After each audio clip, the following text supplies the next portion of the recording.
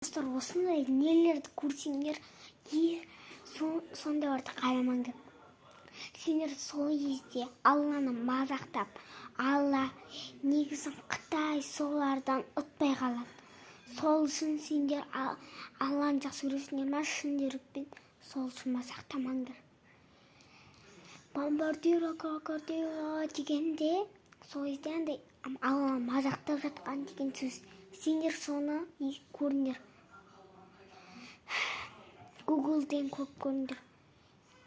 Барлық ютубқа салам, бірақ көріңіздер сондайды. Солардың барлығы балерина капучиноны айтуға болады, бірақ барлығын айтуға болмайды. Достар, сол үшін ешқашан Алланы мазақтамаңдар. Біліп жүріңіздер. Шын жүрек адамның жүрегінде. Алланы мазақтамасаңдар, айтпай ақ қойыңдар.